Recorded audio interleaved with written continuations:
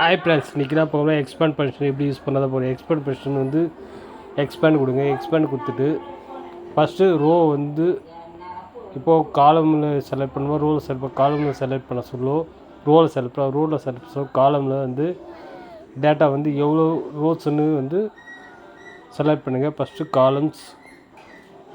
Columns type பண்ணுங்கள். Type பண்ணிட்டு அந்த காலத்தில் செலக்ட் பண்ணிங்க எத்தனை காலம்ட்டு கவுண்டிங் ரோஸ் வந்து அது வந்து கம்மா கொடுத்துருங்க.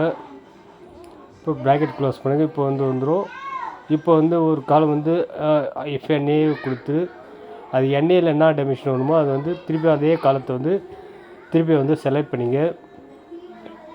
செலக்ட் பண்ணிட்டு ஓகே பண்ணுங்கள். ஓகே பண்ணோடனே நம்ம ரோல் என்ன இருக்கோ அதே டேட்டா வந்து வந்துடும். இப்போ வந்து என்ன பண்ணலாம், 2 கால் கொடுத்துட்டு ஒரே காலத்தில் எடுத்துன்னு வந்துடலாம். கொடுத்து க்ளோஸ் பண்ணிங்க. க்ளோஸ் பண்ணிட்டு ஒரே காலத்து வந்துடும்.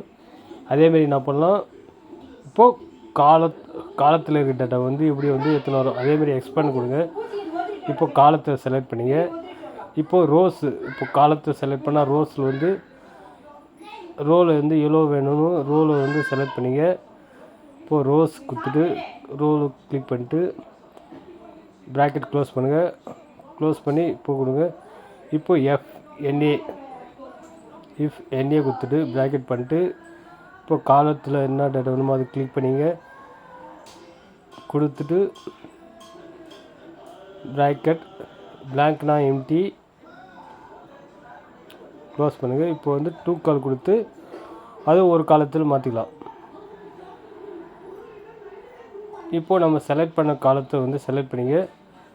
2 கால் கொடுத்து ஒரே காலத்தில் எடுத்துருந்துரு.